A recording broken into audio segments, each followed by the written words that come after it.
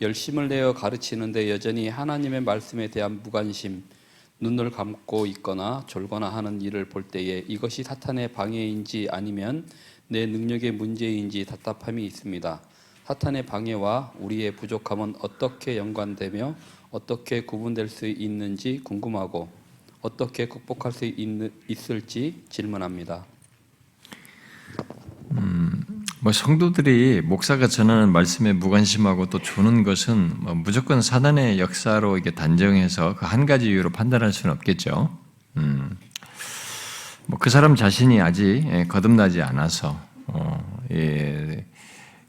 진리에 관심이 없고 못 알아듣는 상태 속에서 그럴 수 있고, 특별히 이제 그런 상태인 사람이, 거듭나지 않은 사람이 하나님의 말씀을 듣고 하나님께로 나아가고 구원으로 인도받는 그 현장에서 사단이 그 사람 안에서 역사해서 방해를 받도록 하는 일은 있겠죠. 사단은 누구든지 영적으로 하나님으로부터 가까이 나아가고 하나님을 진실하게 믿는 것을 회방하는 회방자이니까 그런 사람들 안에서 거듭나지 않은 사람들에서 그런 역사를 하는 일은 얼마든지 있을 수 있겠죠. 그리고 또 어떤 사람은 일시적으로 피곤해서 그럴 수는 있겠습니다. 그런데 그런 게 일시적인 것이 아니라 교회 나온 지 오래됐고 그동안 그래도 이게 믿음이 있다고 할 신앙 연륜을 가진 사람이 이제 이렇게 계속 관심을 안 갖고 눈 감고 졸거나 이렇게 한다면은 그것도 여러 가지 이유들을 생각할 수 있겠지만은 여러 이유들과 함께 사단의 역사도 생각할 수도 있겠죠. 그런 사람들에게도 있다고 봅니다. 그런 것에 대해서 이제 사단의 역사도 생각할 수 있는데, 이 질문 목사님 말씀대로 말씀 증거자의 어떤 부족도 있을 수 있어요. 이건 우리가 같이 사단의 역사로 탁 하면서 다 저들의 문제야 이렇게 하면은 말할 수는 없다고 봐요. 이런 문제는 회중들이 졸고 이렇게 할 때는 설교자 목사의 입장에서는 다른 이유들을 가지고 이들을 판단하면서 이들을 정죄하거나 하기보다는 목회자 자신의 문제로 연결해서 생각해 보려고 하는 쪽으로 가는 것이 맞지 않을까. 다윗이 그러잖아요. 항상 어떤 일을 보면 항상 자기의 부족을 보고 자신을 성찰해가지고 어떤 행동을 하려고 하잖아요. 그런 것처럼 우리 쪽으로 연결해서 생각해 보는 것이 더 좀 유익하지 않을까. 사단의 역사도 있을 수 있는데 그쪽보다는 우리 설교자의 부족과 연결해서 보는 것이 난 좋다고 봅니다. 스펄전 목사는 회중 가운데 이 조는 사람들에 대한 책임은 목사에게 있다고 목사 후보생들에게 말했어요. 그러면서 목사는 어떻게 해서든지 그들을 깨워서 말씀을 듣도록 해야 된다라고 말하는 사람입니다. 물론 이제 바울이 설교할 때도 유도고가 졸아가지고 죽었잖아요. 그런 것도 있기 때문에 그런 걸 보게 되면 아무리 대사도가 해도 그런 일이 있을 수 있는데, 그런 거 보면 누가 좋은 것이 무조건 설교자의 잘못이라고는 할 수는 없겠습니다. 그러나 이제 스펄전이 그런 말을 했을 때는 회중 가운데서 조는 자를 목사는 방치해서는 안 된다. 어떻게 해서든 그들로 말씀을 듣게 해야 한다는 것이고, 일단은 들리는 말씀을 전해야 된다. 들리는 말씀을 전해야 한다는 거죠. 그래서 하나님께 사로잡혀서 말씀을 능하게 전해야 된다는 것을 스펄전은 그런 식으로 얘기를 한 겁니다. 그리고 물론 자기는 거기에 방법적인 것으로 잠시 그 사람들을 환기시키기 위해서 잠깐의 어떤 그들을 이렇게 주의를 다시 이쪽으로 집중시킬 어떤 화두를 꺼낸다든가 약간의 위트를 쓰는 것도 이 사람은 얘기하더라고요. 그런 방식 쓸 수도 있다고. 근데 저는 그렇게 방법 안 써도 어떤 사람은 협박합니다. 존다고 협박하는데 초기에 나도 예배 시간에 주는 거 되게 뭐라고 했으면 설교 중간에 도대체 뭐하고 토요일날 뭐 했다가 이렇게 늦게 해가지고 조냐 이렇게 하고 그런 적이 있었는데, 그런 방법보다는 그런 방법은 그 다음 뒤에 설교가 이제 닫혀버리니까 그것보다는 어쩌면 스펄전 방식처럼 위트를 써가지고 하는 방법이 있을 수도 있겠는데요. 어쨌든 그 양반은 이제 그런 얘기를 했습니다. 그런데 이제 그런 것을 하더라도 근데 강조점은 그겁니다. 들리는 말씀을 전해야 된다는 거죠.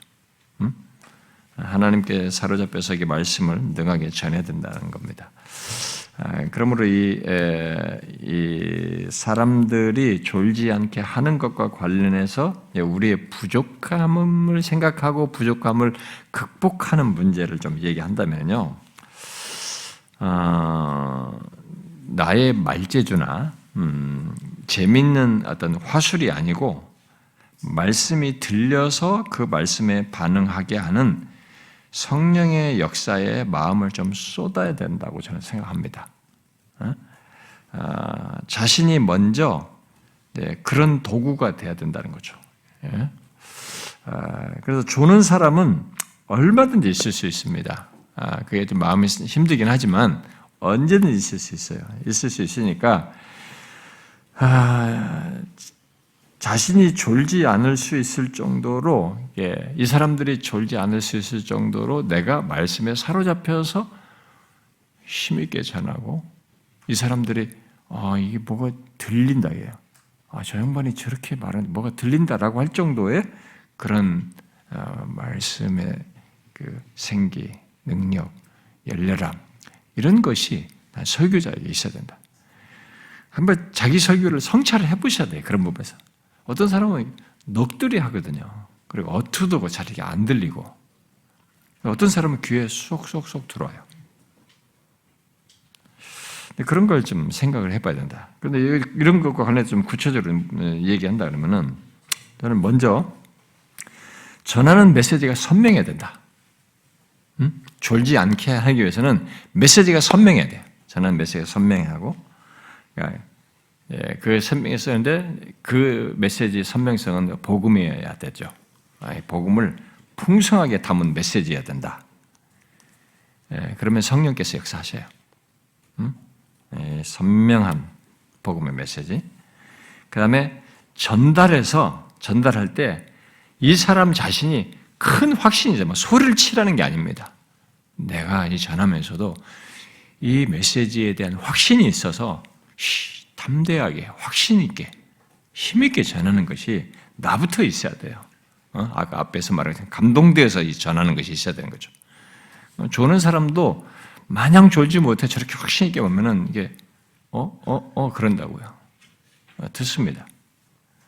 그리고 혹시 전달할 때 못 알아들을 말들을 자꾸 하고 있는 건 아닌지, 어려운 내용을 자꾸 늘어놓고 있지는 않은지, 마치 책 읽듯이 내가 말하고 있는 건 아닌지, 또 말을 버벅대면서 하는 내용을 않는지, 듣기 어렵게 하는 것들을 말하고 있는 것은 아닌지, 뭐 이런 것들을 좀 생각해가지고 그런 것들은 마지막 올라가기 전에 설교 재발할 때 다 빼버리셔요. 빼서라도 들리는 설교를 하려고 해야 됩니다. 혹시 이런 부분에 대해서 좀 객관적인 좀 이게 듣고 싶으면은 설교 세미나에 오시면 됩니다. 우리 설교 세미나 오면은 군더더기 없이 다 지적받아요. 그래가지고 우리 최 목사님 같은 경우는 오지 말라고 그만 와도 된다는데 지금 3년, 4년째 와가지고 계속 근데 올 때마다 조금씩 바뀌어요, 진짜. 바뀌긴 합니다. 바뀌어요. 우리 사역자들도 많이 바뀌고요. 근데 우리는 우리 자신을 잘 모르기 때문에 그렇게 해서라도 배우면 좋을 것 같습니다.